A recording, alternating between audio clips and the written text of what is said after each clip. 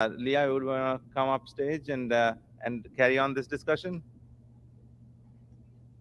Okay, all right, good deal. So, Sean, I would go anywhere you wanted. I know you have a story ready for us. I love the tie, right?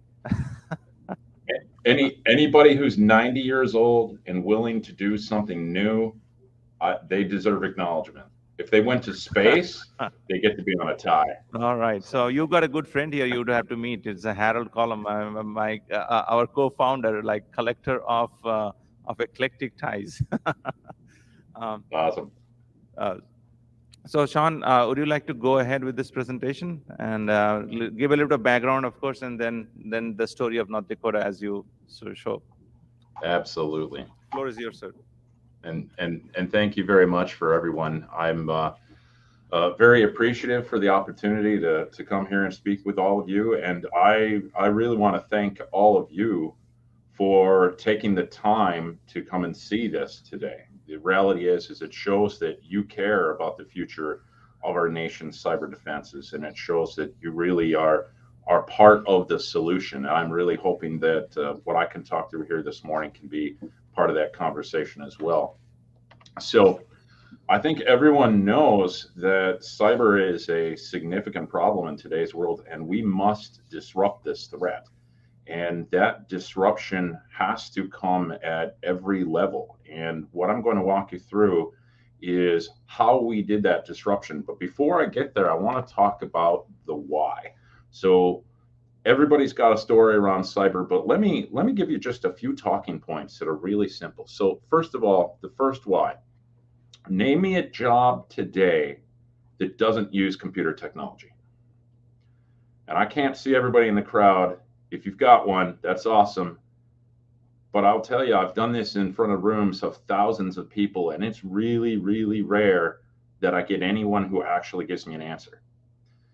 The reality is pretty much the only ones that somebody comes up with that's actually true that they don't use computer technology is the Amish, right? Amish are awesome people, lovely people, amazingly hardworking, just don't use a lot of computers. It's okay.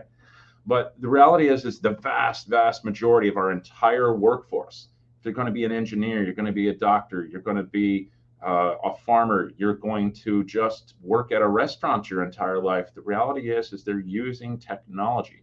And if you look at the Department of Commerce and the Department of Labor statistics of the 540 major job classes in the United States, every single one of them uses technology every single day.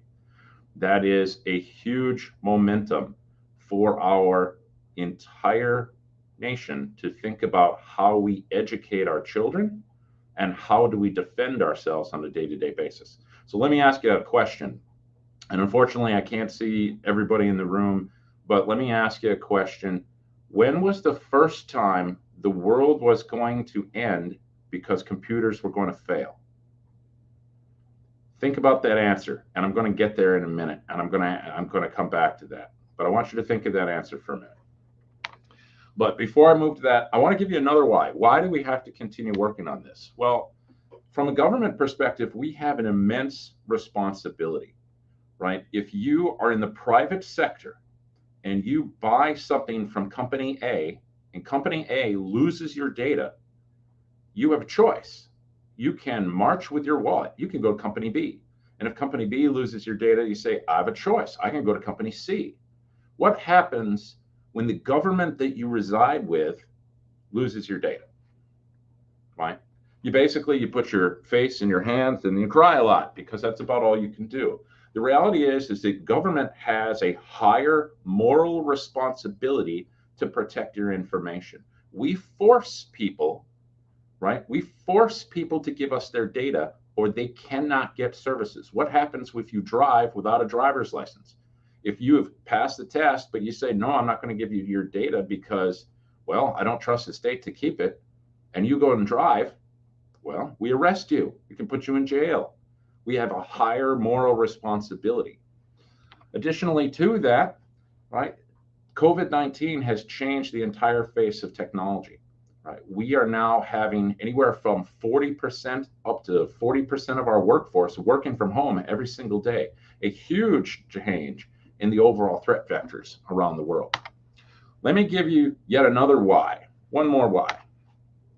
So this is the city of Bismarck in 5 years, right? Highly connected, smart infrastructure, super connected environments, very, very driven through technology, sensor systems that are helping to manage the environment, helping to manage our water systems.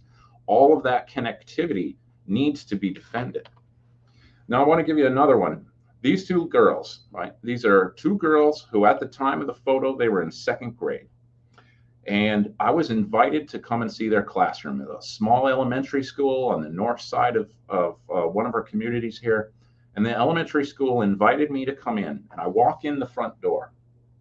And when I walk in, the girl on the left, that little girl who's barely rib high on me and about maybe 8 inches across, right? The little girl comes running down the hallway and she goes, "Stop, don't move." I'm like, wow, that's a scary little kid, right? And on the right, that little girl on the right is holding a robot.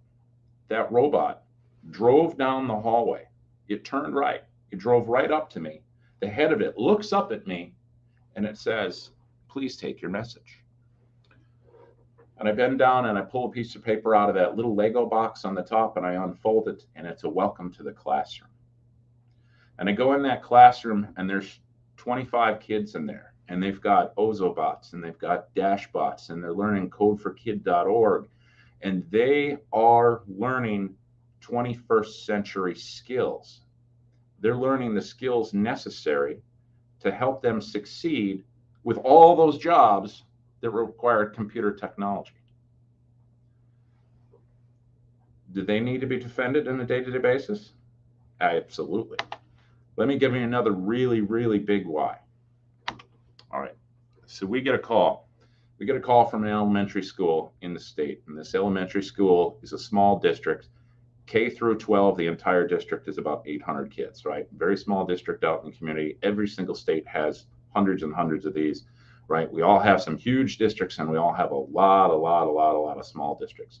And one of these districts gives a call, and it says, "Hey, our network's not working. What do you guys do?" Well, we start doing our research. And we send our team in and we seize a bunch of devices. And why do we seize a bunch of devices? Because we find a nation state actor sitting in their environment. And that nation state actor is sitting in that school district because they're trying to pivot to the National Guard.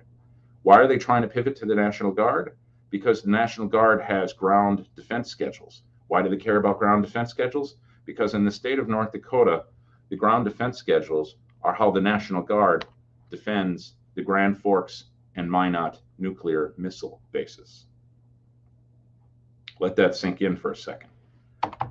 This elementary school that's teaching these kids 21st century technology and 21st century skills, these kids end up being a threat vector for a nation state actor to go after nuclear secrets.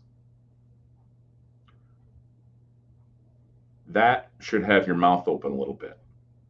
That should have your eyebrows up. The reality is, in today's world, we have to defend very differently than we used to defend. This is incredibly important, right? Why? The whys are all over the place.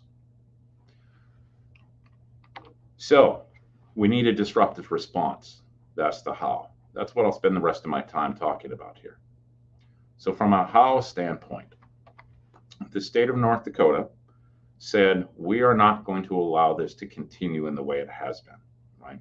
We're not going to have kids having these kind of problems while they're trying to learn, right? That 2nd grade teacher shouldn't have to worry whether or not her student is being attacked by a nation state actor while she's trying to teach a class.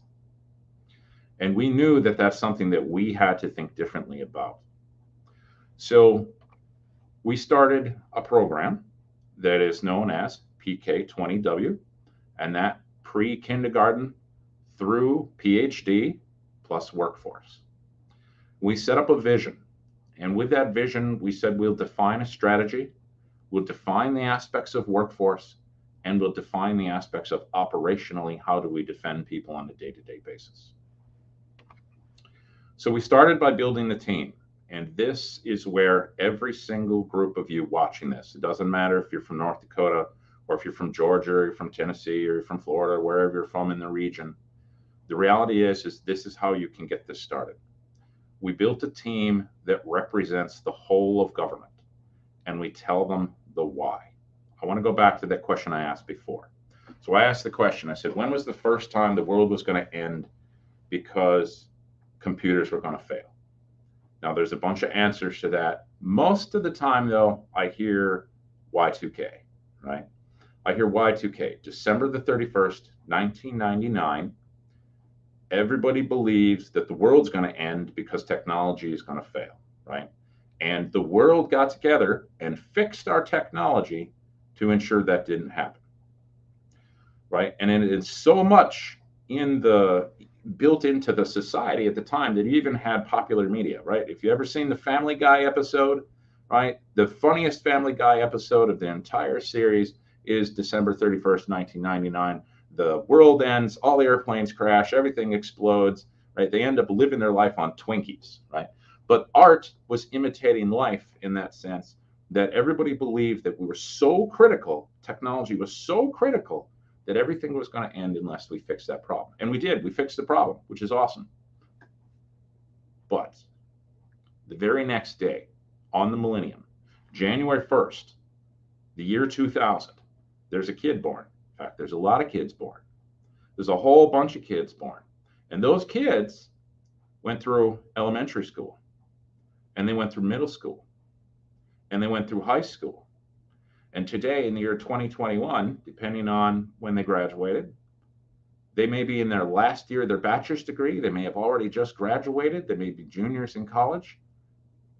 And in today's world, there's an 87% chance that they've never had a single computer science class. Not one.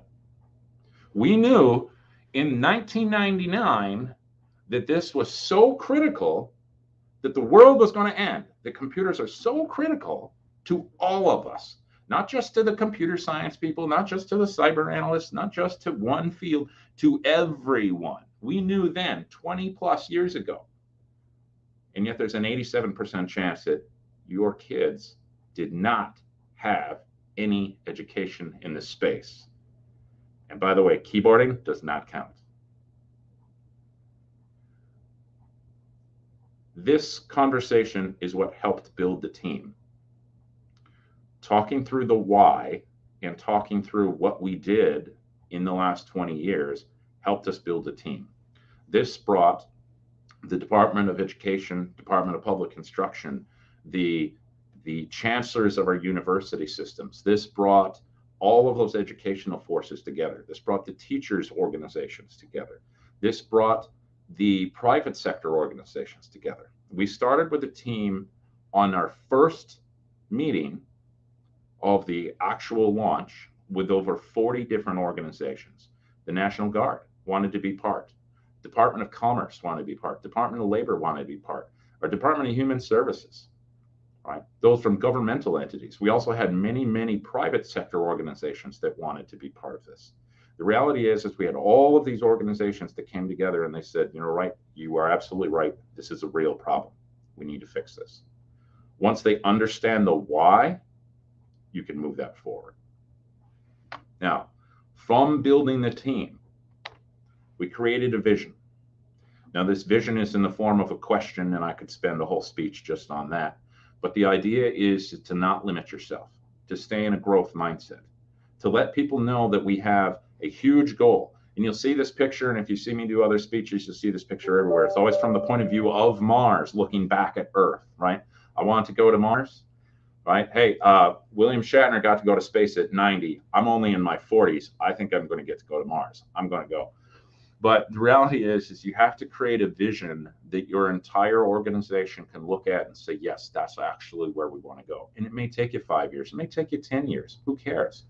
The reality is they need to know what that endpoint looks like. And from there, we built a strategy. And our strategy is whole of government, right? And a whole of government strategy meant There's no red here. There's no blue here. There's no political parties here. This isn't about locals versus state. This isn't about local control issues. None of that. We wanted to have a representative strategy that helped every organization, regardless of where they are in the government. K-12, higher ed, cities, counties, executive branch, legislative branch, judicial branch, everybody. A whole of government strategy. Now, we also looked at this and said we have a workforce problem, right? You've probably heard all the numbers, and depending on which source you get it from, there's anywhere from 800,000 to 1.2 million cybersecurity jobs open today.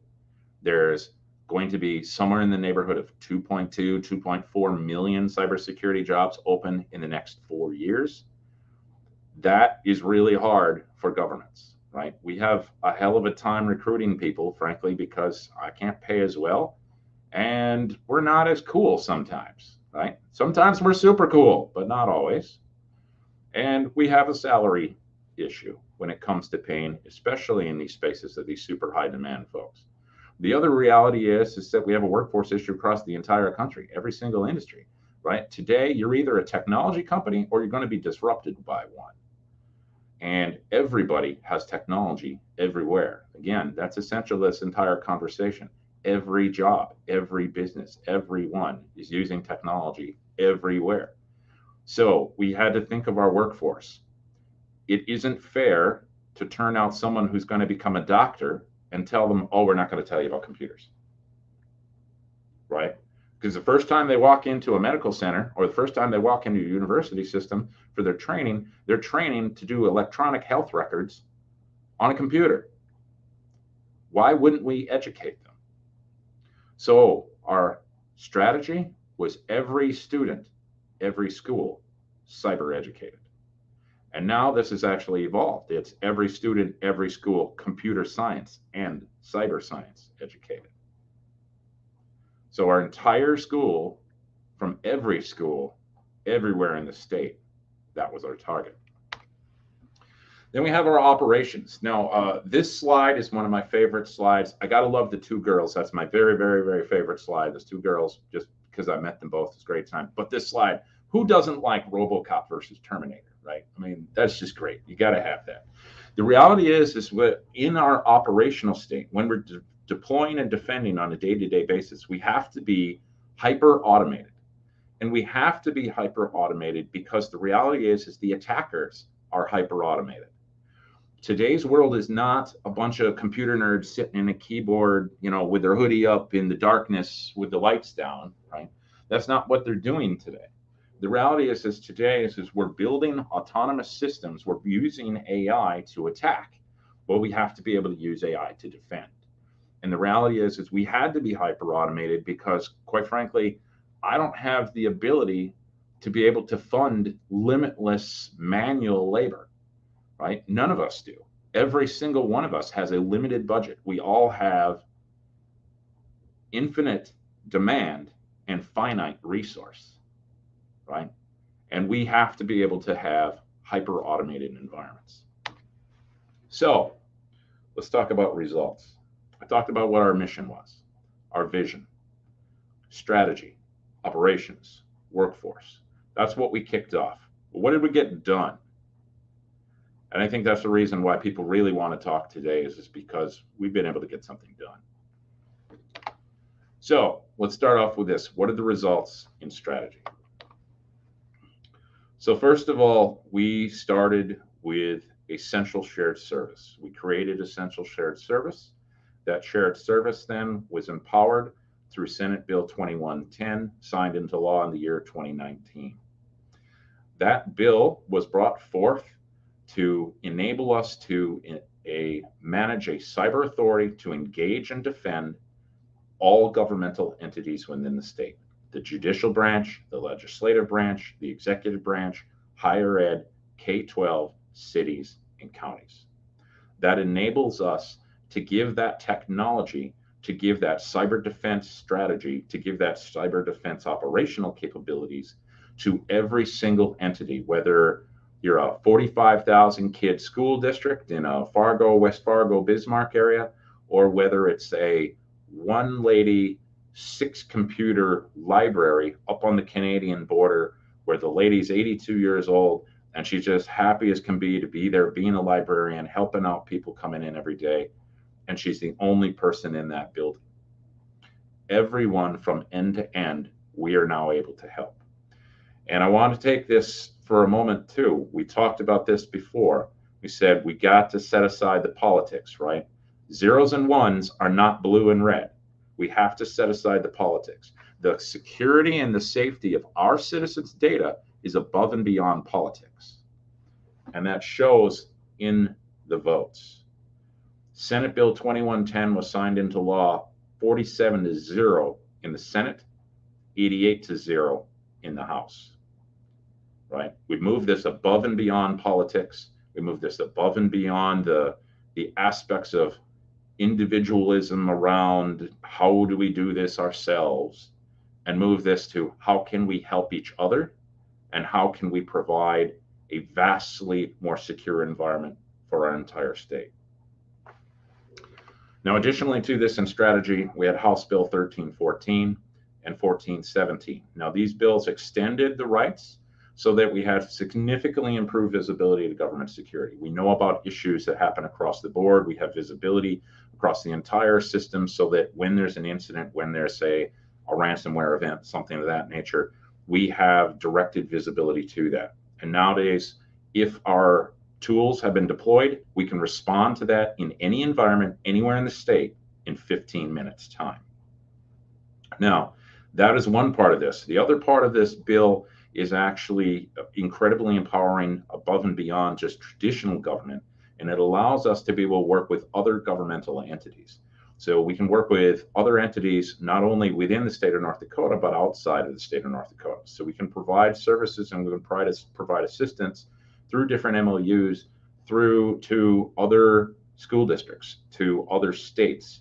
And we are doing that now through our Joint State Security Operations Center.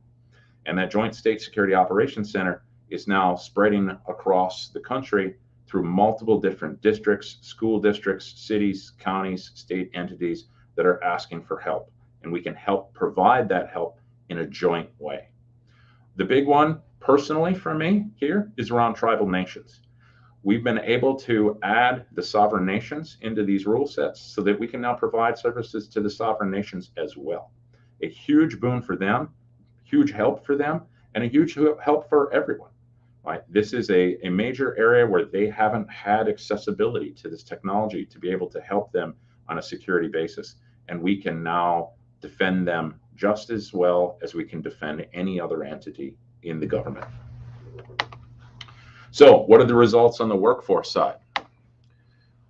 Every student, every school, cyber educated, kindergarten through PhD. We created computer science standards. We created cyber science standards. We integrated those standards together. We taught 2,500 teachers how to enable those standards, and we deployed it to every single school district in the state, 180 different school districts in the state, and we did it in 11 months' time.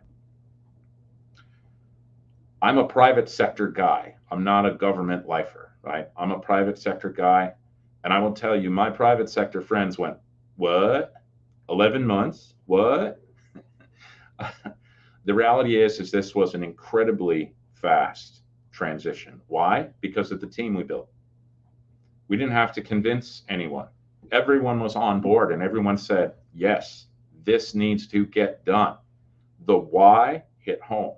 The why was broad enough that people said, we need to be part of this. I've been part of standards creation before. I've been on other state boards for Department of Education. I was on K-12 subcommittees for science standards. I'm a big science guy. I love my sciences. So I've been on other states. In another state where we worked on this, we had a pre-existing standard, and updating that standard took us 27 months.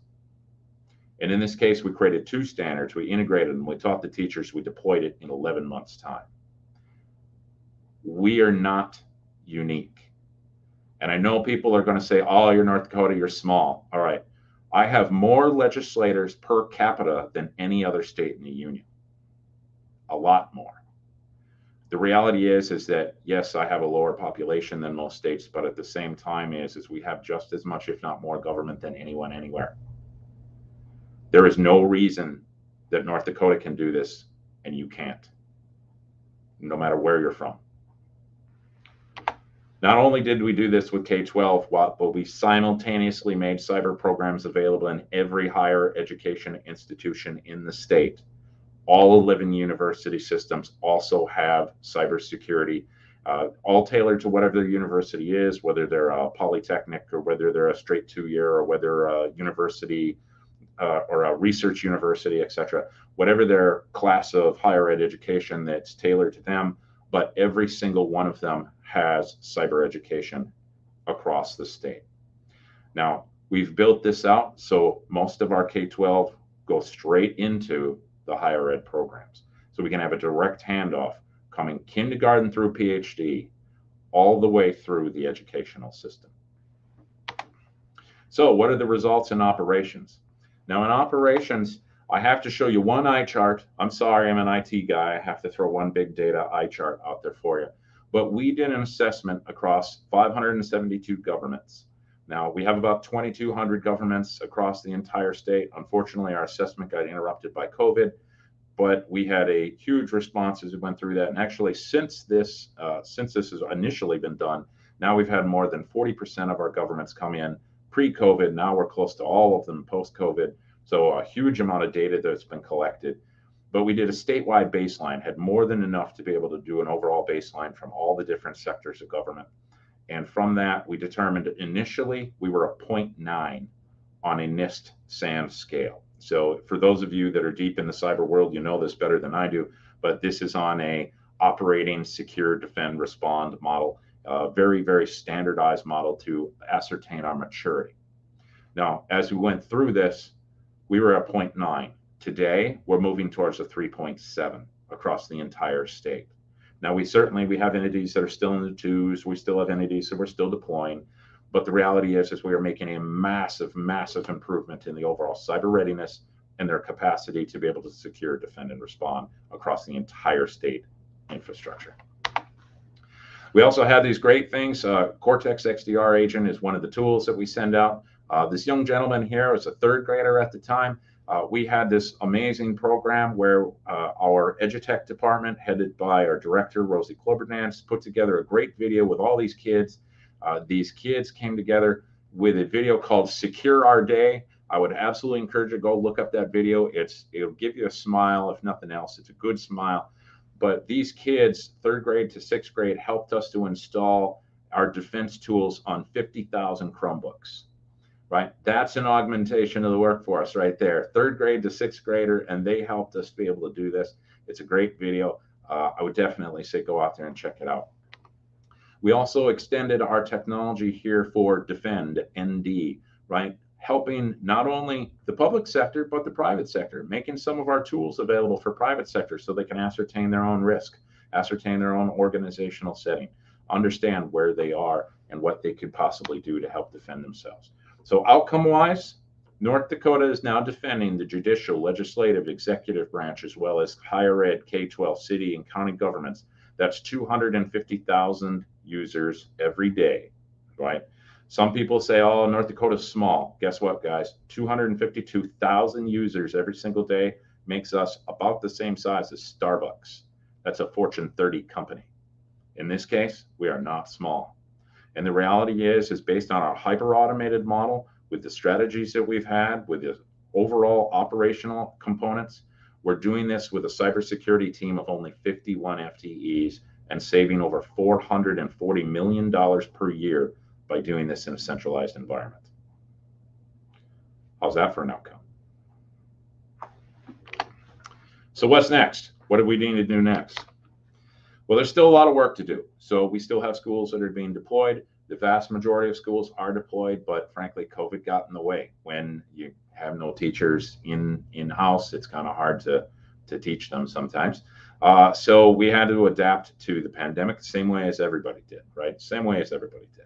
But we have some places where we're still deploying our technology out. But for the most part, we're well covered there. But now We're extending this out. Cyber range competitions. Can we make cybersecurity competitions bigger than basketball? Right? So we're going to have Cyber Madness, and Cyber Madness is kicking off here actually this month. We've been talking about Cyber Madness, and we'll have our first tournament in this upcoming February, where school will compete against school. We make it a sport, and school versus school, kids being out there to compete, having fun doing cybersecurity. We also have our multi-governmental defense. We're extending out that JSOC, and that JSOC is extending across the country now and giving additional opportunities for places to be able to help defend each other. This is not a North Dakota thing, right? This is not about a North Dakota Joint Security Operations Center. No, this is a state operations center. The organizations that join with it help defend us too. Right? This is a completely mutual beneficial thing. This is not about, again, making a big old North Dakota thing. This is about all of us defending each other. And that is a huge, huge thing for us right now. We're extending right now into multi areas of tribal defense. The tribal nations are sovereign nations. You know, so it legally is a little more like Canada than, say, a state like a Minnesota or a Maryland or a Georgia. But in that case, we're now defending each other and helping each other. Huge, huge opportunities there, and that is something we continue to roll out. We also have our Internet of Things program. So within North Dakota, aerospace is huge. We have space agriculture. You probably didn't know that about us, but hey, we're planning to farm on Mars. Space agriculture, environmental aspects, defense, lots and lots of things that are being integrated in the overall program. So in summary here, the reality is these kids, this is one of the kids who is in that classroom. These kids are learning 21st century skills every single day. These kids are going to be designing things and deploying things that we haven't even thought of yet. We have an opportunity to help them learn. And we have a way that we can do it safely, right? I don't want that little girl to have any risk of her personal data being stolen from a school or her parents' personal data being stolen from a school. I don't want any of that to happen to her. And the reality is that we have a program today that can make sure it doesn't.